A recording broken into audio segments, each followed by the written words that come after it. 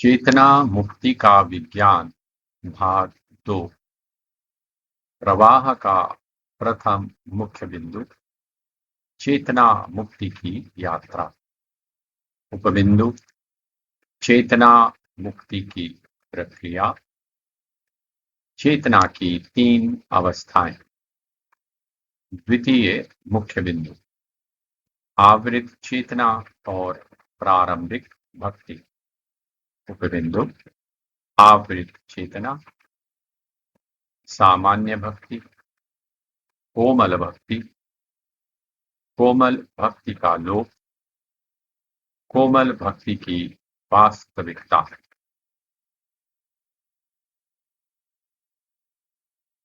प्रथम बिंदु। चेतना मुक्ति की प्रक्रिया। चेतना की मुक्ति एक सतत एवं क्रमिक प्रक्रिया है जिसमें साधक अनेक छोटे बड़े अनुभवों, संघर्षों और सीखों के माध्यम से निरंतर परिपक्व होता है। समझने की सुविधा के लिए इस संपूर्ण यात्रा को यहाँ 3 प्रमुख अवस्थाओं में प्रस्तुत किया जा रहा है।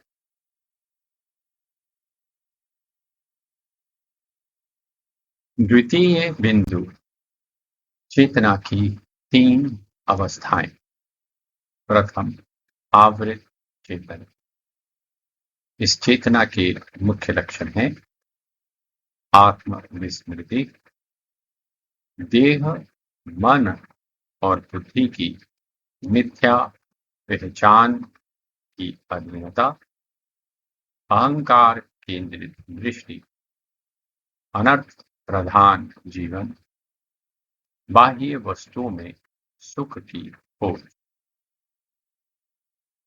द्वितीय, जागृत संघर्षशील चेतना।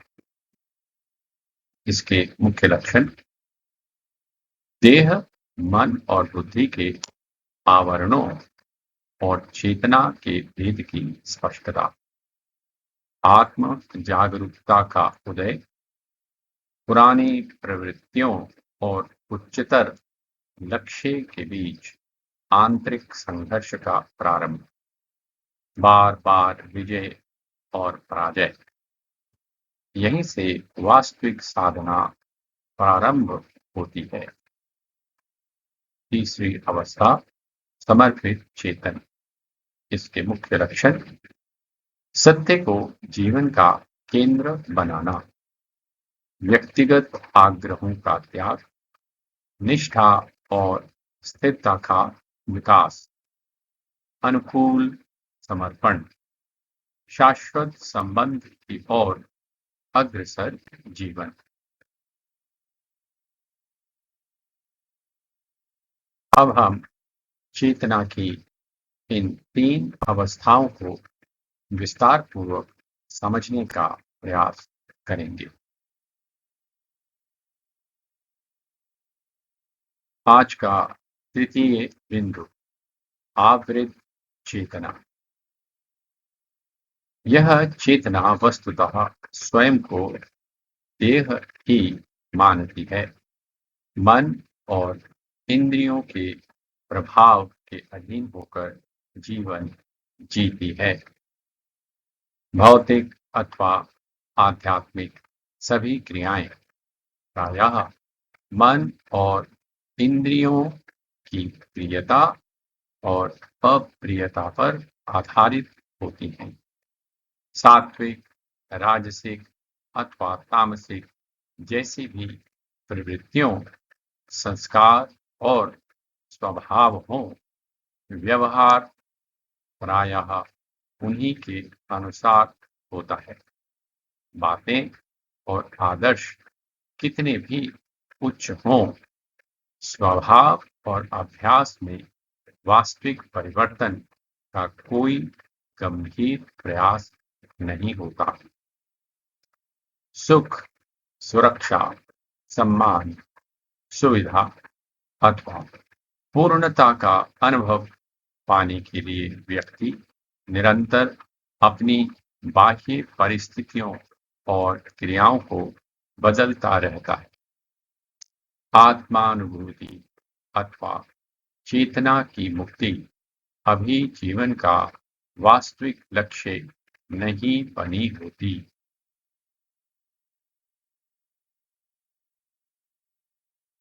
अब हम आवृत चेतना की पहचान के कुछ संक्षिप्त उदाहरण देखते हैं। क्रोध आने पर उसे नियंत्रित करने के बजाय उचित सिद्ध करना, स्वयं को सिद्ध करने या अधिक पाने के लिए निरंतर व्यस्त रहना, दुख का कारण सदैव व्यक्ति, परिस्थिति या भाग्य को मानना, मैं ऐसा ही हूं कहकर अपने दोषों को स्थायी पहचान मान लेना, कभी धन, कभी संबंध, कभी प्रतिष्ठा, कभी पद में पूर्णता ढूंढना, क्या उचित है से अधिक क्या अच्छा लग रहा है उसके आधार पर निर्णय, क्रोध, भय, ईर्ष्या या मोह आने पर विवेक खो देना, क्या करना चाहिए यह जानते हुए भी आदतों के अनुसार कार्य करना, साधना को आत्म परिवर्तन की बजाय पहचान, सम्मान या श्रेष्ठता का आधार बना लेना, मन को जो रील, वीडियो या सूचना अच्छी लगती है, आंखें और उंगलियां घंटों बिना विचारे उसी में उलझी रहती है।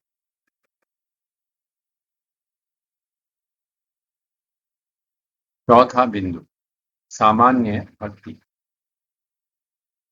इस अवस्था में शास्त्रीय साधना के अभाव में भक्ति का आधार भावुकता, सुविधा और स्वमति होती है। सामान्य भक्ति की गतिविधियां जो स्वकेंद्रित आवृत चेतना को दर्शाती हैं। वृंदावन में आंसू, घर आकर नेटफ्लिक्स, कीर्तन में नृत्य, फिर घंटों गॉसिप का प्रचलन, निंदा, चुगली, मंदिर में समर्पण, बाहर पूरी तरह भौतिक महत्वाकांक्षा, कथा में वैराग्य की बातें और अन्य समय में भोग विलास की योजनाएं। जीवन का केंद्र भोग विलास होता है, भक्ति मनोरंजन मात्र। उत्सव, मंच और चमत्कार में अत्यधिक उत्साह, हर दूसरे महीने नया गुरु, नया मार्ग, नई प्रेरणा, फिल्मी धुनों में रुचि, भजन के भाव में नहीं, नौकरी, विवाह, स्वास्थ्य के लिए भगवान। यह बाबा भविष्य बता देते हैं, उस मंदिर में इच्छा पूरी हो जाती है, उस संत के पास दिव्य शक्तियां हैं।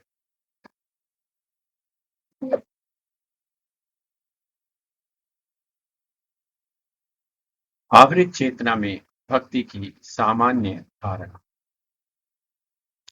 अब भगवान मेरी सभी समस्याएं दूर कर देंगे,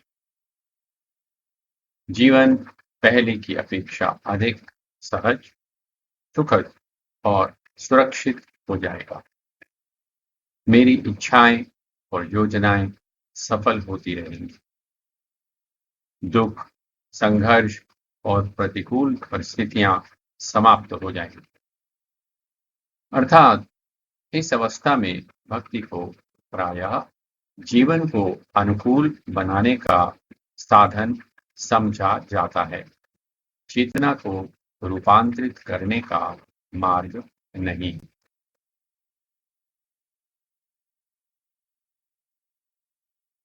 पांचवा बिंदु, कोमल भक्ति।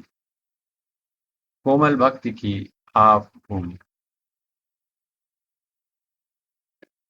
सामान्य भक्ति की भावनात्मक अवस्था में अनेक साधक पर्याप्त शास्त्रीय समझ विकसित होने से पहले दीक्षा ग्रहण कर लेते हैं अथवा किसी आध्यात्मिक मार्ग को अपना लेते हैं।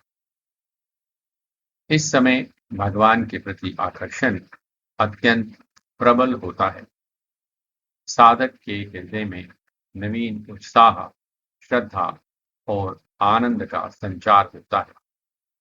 भक्ति का प्रत्येक कार्य अत्यंत मधुर प्रतीत होता है और ऐसा अनुभव होता है कि मानो जीवन की सभी समस्याओं का समाधान मिल गया हो।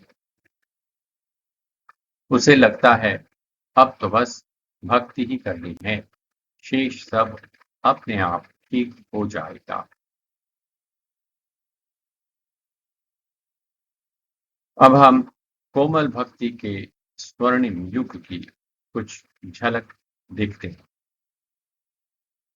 नव अनुराग का उदय, नव दीक्षा का वेग, आनंद का नशा, असाधारण त्याग।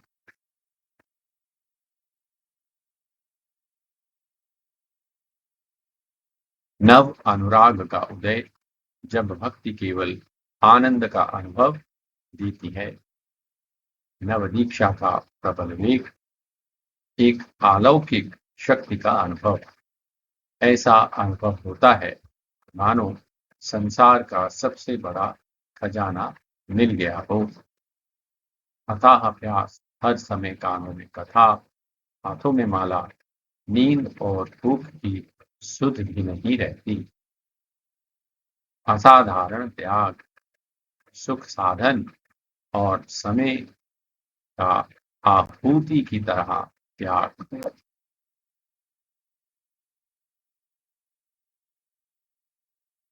दोष मुक्त दृष्टि। इस समय साधक का हृदय इतना कोमल होता है कि उसे पूरी दुनिया कृष्णमय दिखती है। वह भक्तों की साधारण गलतियों को भी उनकी लीला समझकर अनदेखा कर देता है। किसी के प्रति मन में द्वेष या तुलना का भाव नहीं आता।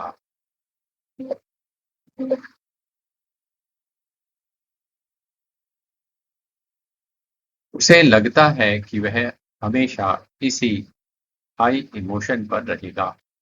उसे विश्वास होता है कि उसने माया को जीत लिया है।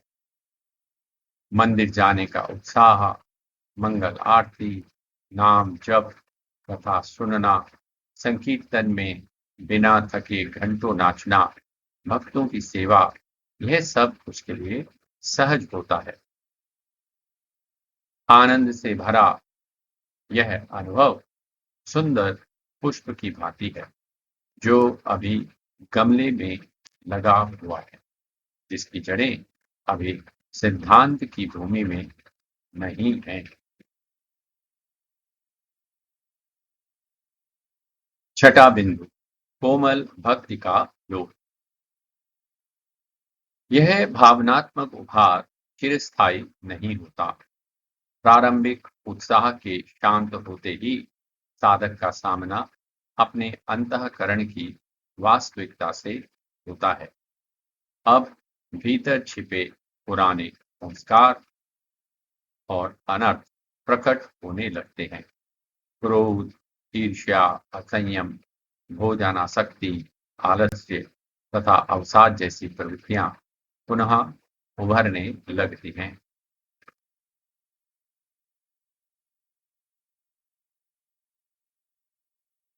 क्रोध फिर से घेर लेता है। छोटी छोटी बातों पर भड़क उठता। अकेलापन होते ही मन भटक जाता है।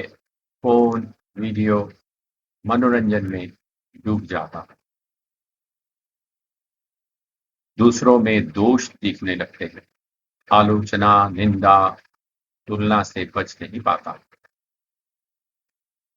आलस्य और टाल मटोल, साधना टालता हूं, मन नहीं लगता।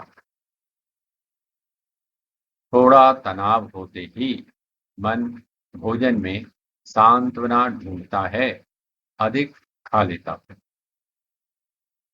फिर से भौतिक लक्ष्यों की ओर मन जाता है। धन, मान, पद, सफलता की चिंता में उलझ जाता है।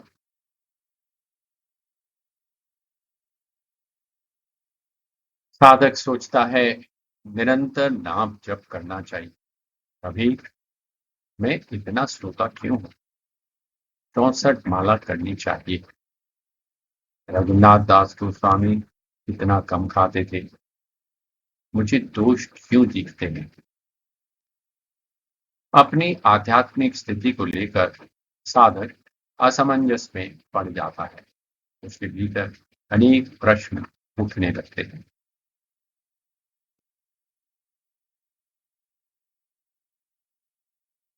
इस अवस्था में दिखाई देने वाली चुनौतियां: उत्साह का धुंधलाना, जब कथा और साधना में अरुचि, प्रारंभिक उत्साह गायब, दोष दर्शन, गुरुजनों, सह साधकों, व्यवस्था और शास्त्रों में कमियां दिखाई देना, संशय और भटकाव, क्या यह मार्ग सही है? क्या मैं योग्य हूं? ऐसे प्रश्नों से मन अस्थिर हो जाता है। अतीत का मोह, वह प्रारंभिक आनंद अब क्यों नहीं रहा? वर्तमान शुष्कता से निराशा, शून्यता और बेचैनी, भीतर खालीपन और अस्थिरता का अनुभव।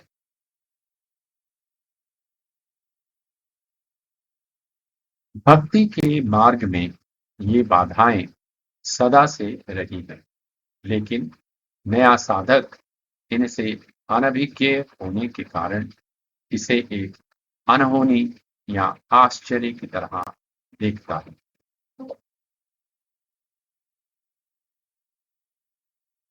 7वां बिंदु: कोमल भक्ति की वास्तविकता।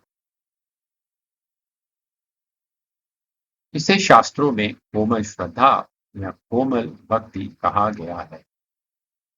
यह वह भक्ति है जिसमें विवेक और सिद्धांत, स्वाध्याय की कमी है। बिना स्वाध्याय की यह उत्साह केवल भावनात्मक अनुभव होता है, जो समय के साथ सूख जाता है। यह भक्ति का वह बचपन है जहां मां की गोद तो है, पर अपने पैरों पर खड़ा होने का बल अर्थात सिद्धांत अभी विकसित नहीं हुआ है।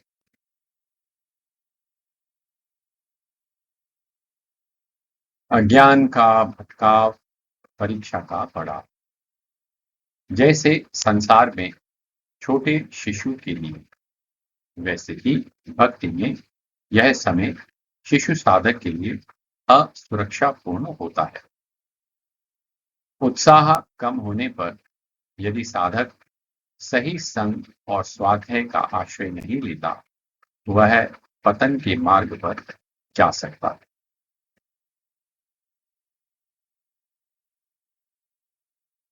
जब राह भटक जाती है, स्वाध्याय के अभाव में पतन के मार्ग, हार मानकर भक्ति का मार्ग छोड़ देना,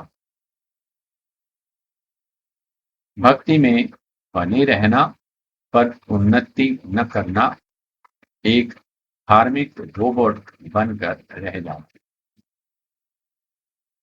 ऐसे लोगों की संगति जो केवल आलोचना और शिकायतें करते हैं, अथवा शास्त्रों की मर्यादा को छोड़कर अपनी कल्पना से भक्ति का नया तरीका गढ़ लेना।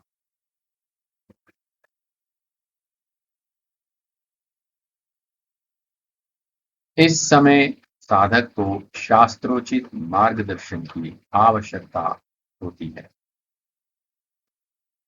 भक्ति पथ पर आने वाले ये व्यवधान आध्यात्मिक यात्रा के सोपान हैं। चेतना भावनात्मक आश्रय से आगे बढ़कर जागृति, विवेक और स्वाध्याय की दिशा में अग्रसर होना चाहती है। दुर्गम पतस्तत् कवयो वदन्ति। यह परीक्षा स्वाभाविक है पर सरल नहीं, अतः सावधानी आवश्यक है।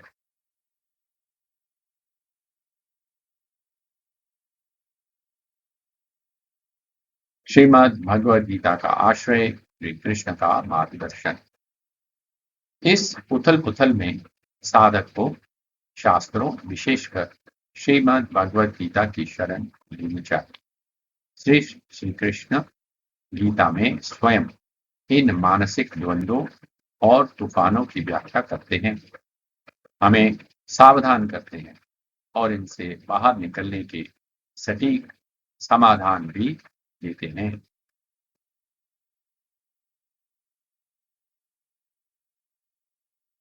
पूर्वाचार्यों के पदचिन्ह, अनुभव का संबंध। जब हम पूर्ववर्ती आचार्यों के जीवन को पढ़ते हैं तो हम पाते हैं कि उन्होंने ही इन्हीं मानसिक और व्यवहारिक चुनौतियों का सामना किया था जिनसे हम आज जूझ रहे हैं। मेरे संघर्ष नए नहीं हैं।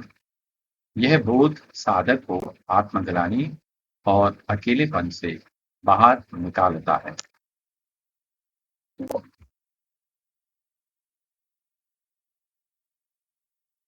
पूर्वाचार्यों का जीवन इस सत्य का जीवंत प्रमाण है कि धैर्य पूर्वक स्वाध्याय और शास्त्राश्रय से प्रत्येक आंतरिक संघर्ष को सफलतापूर्वक पार किया जा सकता है।